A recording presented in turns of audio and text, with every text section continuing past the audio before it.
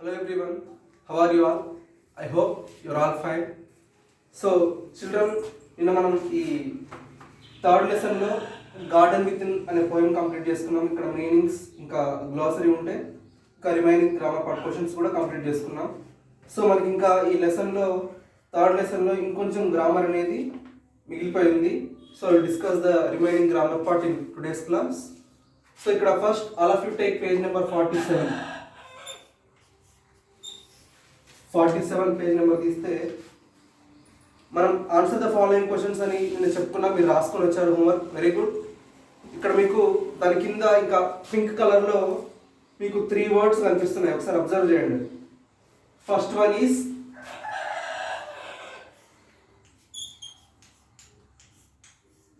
Smile. Next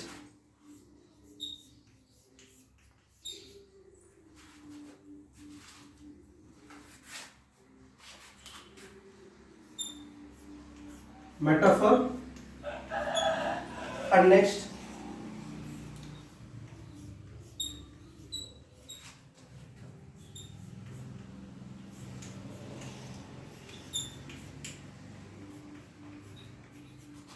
and the third one is personification. First one is simile, metaphor, and the third one is personification. So ఈ three words గురించి, వీటి qualities ఏంటి, ఇవి ఎక్కడ use చేస్తారు అనేది ఈరోజు మనకి ఇచ్చిన గ్రామర్ పార్ట్లో చూద్దాం. ఇక్కడ చూడండి పింక్ కలర్ ఉందిగా, simile, metaphor and personification. So మనకి ఇక్కడ కొన్ని సెంటెన్సెస్ ఇచ్చారు చూడండి. Observe the following sentences. Here and there over the grass stood beautiful flowers like stars. ఇక్కడ ఇచ్చిన సెంటెన్స్ చూడండి. Here and there over the grass stood beautiful flowers like stars. మనకి whole sentence లో అండర్లైన్ చేసిన part ఏముంది చూడండి అక్కడ. First one is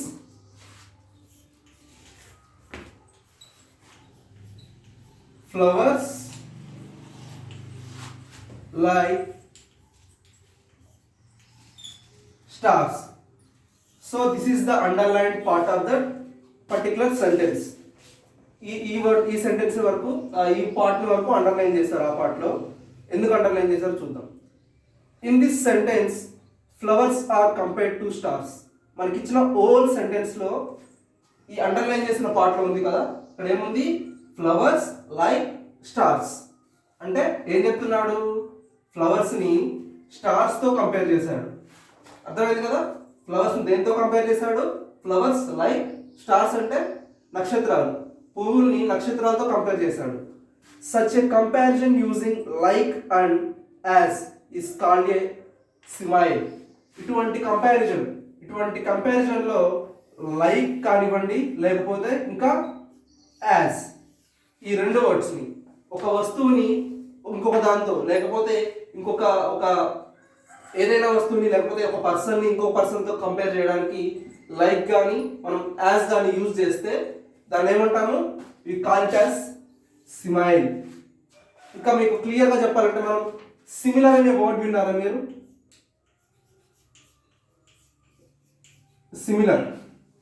similar అంటే ఏంటి? సిమిలర్ అంటే దానికి దానిలాగానే ఉంటుంది అంటారు కదా. సో అటువంటి వాటిని ఇప్పుడు మీరు మనకి ఇప్పుడు ఒక ట్విన్స్ ఉన్నారు, ఎక్కడైనా ట్విన్స్ ఉన్నారు అనుకోండి, వాళ్ళు ఎలా ఉంటారు, మ్యాక్సిమం కంప్లీట్గా సిమిలర్గా ఉంటారు. అంటే వాళ్ళ పోలికలే వీళ్ళకు ఉంటాయి. ఎక్కడో వాళ్ళ హెయిర్ లేకపోతే ఇంకా మోల్స్ ఇవి మాత్రమే డిఫరెంట్గా ఉంటాయి. Almost all maximum similar. ఇంకా బ్రదర్ సిస్టర్స్ కావచ్చు, లేకపోతే ఇంకెవరైనా ఓన్ సిస్టర్స్, వాళ్ళు ఎలా ఉంటారు, చాలా వరకు క్వాలిటీస్ ఐస్లో కానివ్వండి, ఫేస్ కానివ్వండి, లేకపోతే మదర్కి ఫాదర్కి చాలా క్వాలిటీస్ సిమిలర్గా ఉంటాయి. సో మనం ఎలా అంటాం, ఫాదర్ ఈజ్ లైక్ సన్ అంటాం. అంటే ఫాదర్ ఈజ్ లైక్ సన్ అంటే ఏంటి, ఫాదర్ ఈజ్ లైక్ సన్. దీని మీనింగ్ ఏంటి, ఫాదర్ సన్ ఒకేలా ఉన్నారు అంటే వాళ్ళిద్దరు సిమిలర్ గానే ఉన్నారు. ఇక్కడ మనం లైక్ అనే వర్డ్ యూజ్ చేసాం కదా. సో ఇదేంటి, సిమైల్ అంటే సిమిలర్ గానే ఉన్నారు, అంటే ఒకేలా ఉన్నారు అని చెప్పడానికి. ఇక్కడ మనకి ఫస్ట్ ఇచ్చిన సెంటెన్స్ ఇది. మనకి ఇక్కడ కొన్ని ఎగ్జాంపుల్స్ ఇచ్చారు చూడండి. He wrote like a lion. ఏంటి, he roar like a lion. He roared. He అంటే ఎవరు? అతను గర్జించాడు. ఎలా? లైక్ ఎ లయన్, సేమ్ సింహం లాగాని. అంటే అతని గర్జనని దేంతో కంపేర్ చేశారు? Compared with lion. అంటే అతను అరిచిన సౌండ్ ఇంకా సింహం గర్జన సేమ్ ఒకేలా ఉంటాయని కంపేర్ చేశాడు. So this is called simile. అంటే మనం ఒక విషయాన్ని ఒక వస్తువుని కానీ ఒక పర్సన్ కానీ దేన్నైనా కంపేర్ చేయడానికి లైక్ కానీ లేకపోతే యాజ్ కానీ యూజ్ చేసినప్పుడు వీ కాల్ ఇట్ as సిమైల్. అర్థమైంది కదా? ఇంకా సెకండ్ ఎగ్జాంపుల్ చూడండి. Her face is as white as snow. Sentence చూడండి. హర్ ఫేస్ ఈస్, అండర్లైన్ చేసిన వర్డ్ ఒకటి చూద్దాం మనం, మొత్తం రాసుకోవడం అవసరం లేదు. White as snow. So this is the underlined word. Her face is as white as snow. Snow అంటే మీ అందరికీ తెలుసు కదా, మంచు. మంచు ఎలా ఉంటుంది? తెల్లగా ఉంటుంది. సో దీన్ని ఎలా కంపేర్ చేశారంటే ఆమె ఫేస్ ని ఇంకా ఇక్కడ ఉన్న స్నోని రెండింటిని అంత వైట్ గా ఉందని కంపేర్ చేశాడు. ఇక్కడ యాజ్ అని వచ్చినా కానీ లైక్ అని వచ్చినా కానీ దట్ కమ్స్ అండర్ సిమైల్. అంటే సిమిలర్ గా ఉన్నాయని చెప్పడానికి యూజ్ చేస్తారు. Only when like and as comes in between comparison. So that is simile and examples. అర్థమైంది కదా? సో నెక్స్ట్ దాని కింద 2 అని చూడండి. Next, life is a journey, enjoy the ride. Sentence చూడండి ఒకసారి.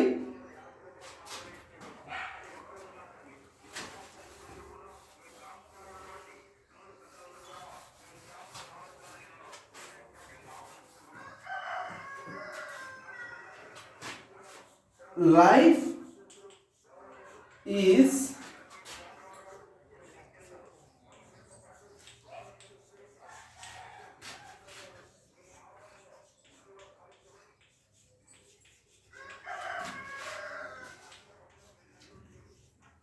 so this is the sentence given here. Life is a journey, enjoy the ride. ఈ sentence గురించి మనం ఇక్కడ ఏం చెప్తున్నాడో చూద్దాం. In the above sentence, the word journey is used to describe or compare the word life.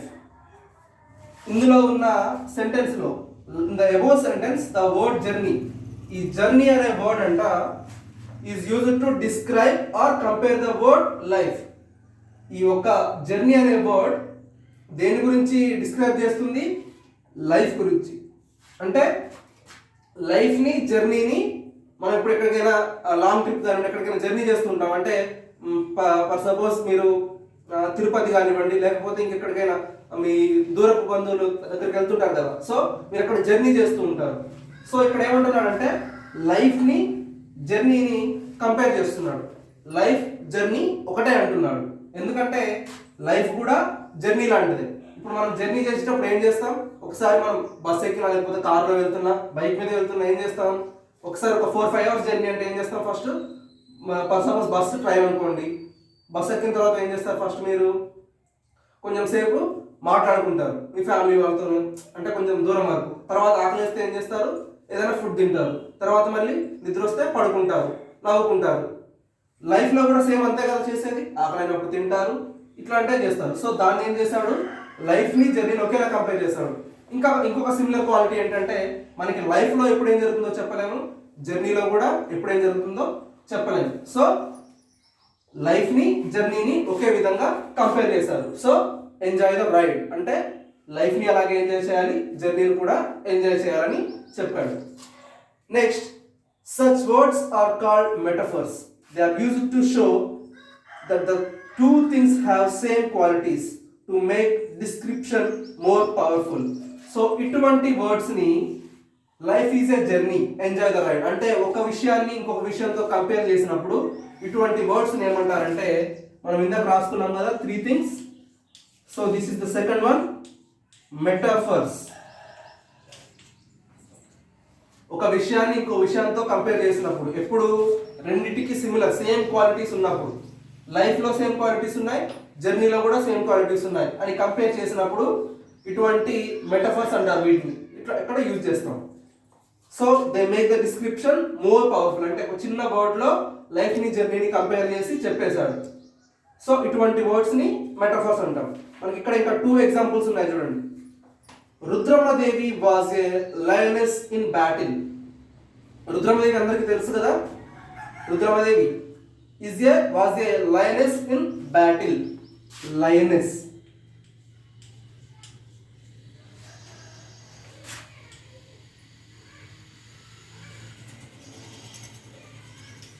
So this is the underlined word in that particular sentence. Lioness in battle అంటే lioness అంటే ఏంటంటే ఆడ సింహాలు ఉంటాయి కదా, వాళ్ళని లయనెస్ అంటాం.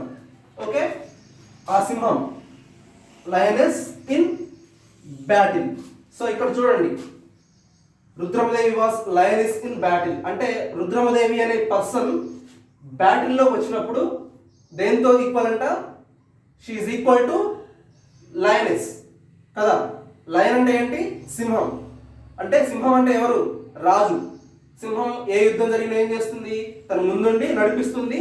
ఎవరైనా శత్రువులు వచ్చినా వాళ్ళని చంపి పడేస్తుంది. సో సేమ్ ఇక్కడ కూడా యుద్ధంలో ఉన్నప్పుడు రుద్రమదేవిని దేంతో కంపేర్ చేశాడు? లయనెస్. దేంట్లో? బ్యాటిల్లో. So this is called as metaphors. అర్థమైందా? ఆమె రుద్రమదేవి ఎవరు? హ్యూమన్. ఆమె ఒక సగటు మనిషే, కాకపోతే ఆమె దేంతో కంపేర్ చేశాడు? లయనెస్తో.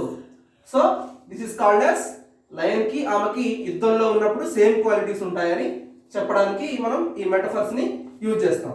సో నెక్స్ట్ సెకండ్ సెంటెన్స్ చూడండి. Her home was a prison. Home was ఏ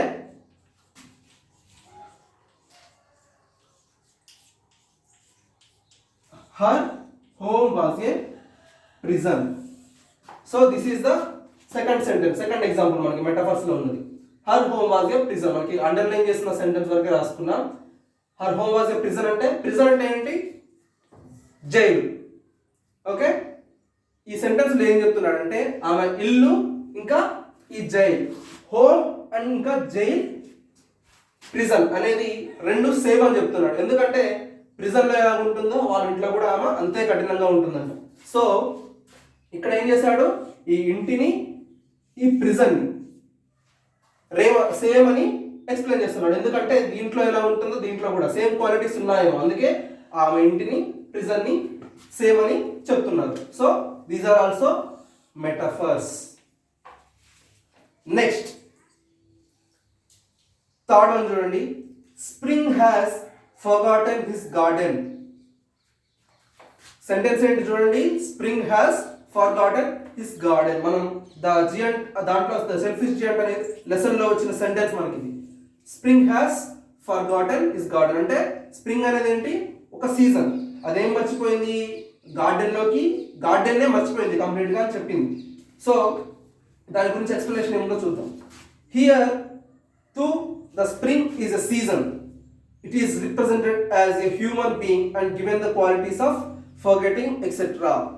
అతను కూడా ఇదే చెప్తున్నాడు మనకి. Here to spring is a season.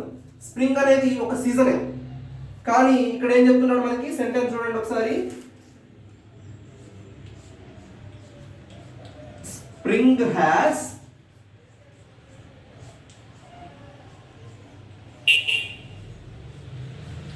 forgotten his garden. ఇది whole sentence. Spring has forgotten his garden. Spring అనేది ఏంటి? ఒక సీజనే, కాకపోతే ఇక్కడ ఏం చెప్తున్నాడు? It is represented as a human being and given the qualities of forgetting etcetera. Spring అనేది ఒక సీజన్ అయినప్పటికీ దీన్ని మనం ఎలా అంటున్నామంటే ఫర్గాటన్ అంటే సీజన్ మర్చిపోతుందా? అదేమైనా మనిషా? కాదు. బట్ ఇక్కడ ఏమంటున్నాడు? దానికి కూడా ఫర్గాటన్ అంటే ఏంటి? మర్చిపోవడం. సో అటువంటి క్వాలిటీస్ హ్యూమన్స్కి లేకపోతే ఏదైనా హ్యూమన్ బీయింగ్స్కి అంటే బ్రతికి ఉన్న ప్రాణులకే కదా అనేది మనం. సో ఒక సీజన్ కూడా ఈ వర్డ్ యూజ్ చేశాడంటే ఇటువంటి వర్డ్స్ని మనం ఏమంటామంటే personification.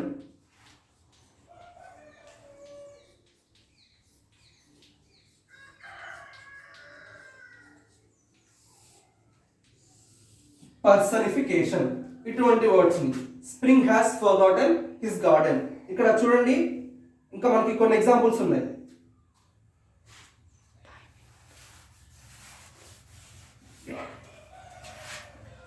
The stars dance playfully in the moonlight sky.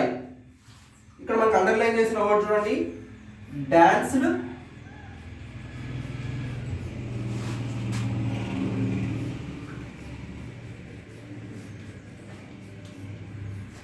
playfully in the moonlit